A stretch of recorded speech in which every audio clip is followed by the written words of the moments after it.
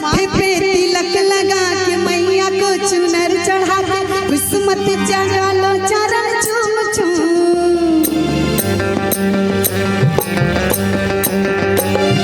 माथे पे तिलक लगा के मैया को चुनर चढ़ा के किस्मत जगा लो चरण चूम चूम। शेरा वाली की जगराता करो झूम झूम झूम झूम झूम झूम। मेहरा वाली की जगराता करो झूम झूम झूम झूम झूम झूम। माथे पे तिलक लगा के मैया को चुनर चढ़ा के किस्मत जगा लो चरण चूम चूम। माथे पे तिलक लगा के मैया को चुनर चढ़ा के किस्मत जगा लो चरण चूम चूम। शेरा वाली की जगराता करो झूम झूम झूम झूम झूम झूम। मेहरा वाली की जगराता करो झूम झूम झूम झूम झूम झूम।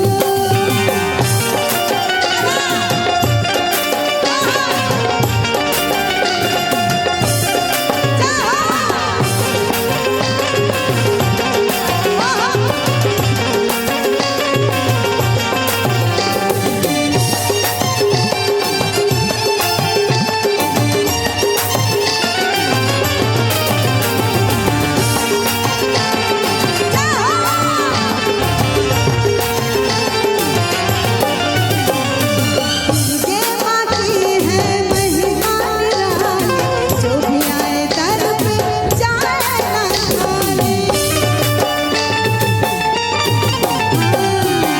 ये माँ की है महिमा निराली, जो भी आए दर पे जाए ना खाली। भक्ति का सहारा लेके माया से किनारा ले फेरे लगा लो माथा धूम धूम।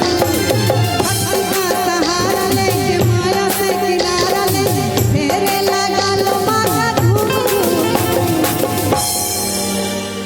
कहीं और मत जाइएगा, फिलहाल आज माँ के लिए। वैसे हम जिनको जिनको भी माँ है या जिनको नहीं है, अपनी माँ, लेकिन अगर घर में माँ है तो सुबह से लेकर जब तक हम सोते नहीं हैं, माँ को हम लोग हमेशा माँ माँ करते हमारा दिन कटता है, रात कटती है। और जिनके माँ नहीं है तो क्या हुआ, देवी माँ।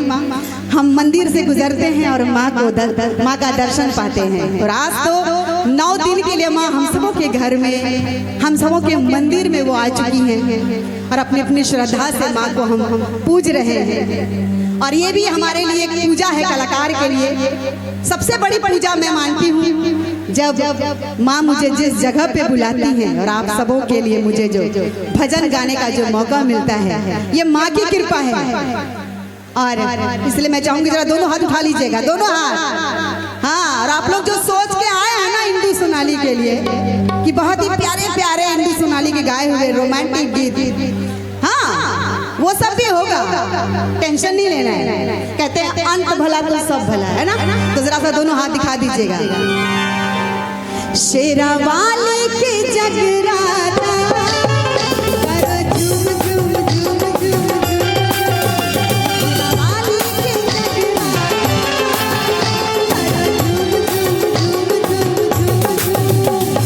माथे पे तिलक लगा के मैया को चुनर चढ़ा किस्मत जगा लो चरण चूम चूम। माथे पे तिलक लगा के मैया को चुनर चढ़ा किस्मत जगा लो चरण चूम चूम। ओ भाई, दोनों हाथ क्यों ऐसे खड़े हैं, क्या कष्ट है? कोई हाथ आपका लेके नहीं जाएगा, फिर हाथ पीछे क्यों कर लिए? डर लगता है कि कोई हाथ आपके लेके जाएगा? दोनों हाथ माँ को सरेंडर कर दीजिए सर। हाँ जी, क्योंकि मैं बता दूं आज इतनी भीड़ अगर इंदु सोनाली के लिए है तो समझ सकते हैं कि एक इंदु सोनाली ही है। ये दिल से कह रही हूँ, माँ का दरबार है और इंदु सोनाली कभी झूठ नहीं बोलती दरबार में, है ना। और इतनी भीड़ होने का मतलब है कि मुझे कोई इंसान इस लाइन में लेके नहीं आया, ये दावे के साथ कहती हूँ। मुझे अगर इस दरबार में लेके आई है, इस लाइन में लेके आई है, वो है हमारी जगत जननी माता। तो इसके लिए यहाँ की कोई बात नहीं, जरा दोनों हाथ उठा के शेरावाली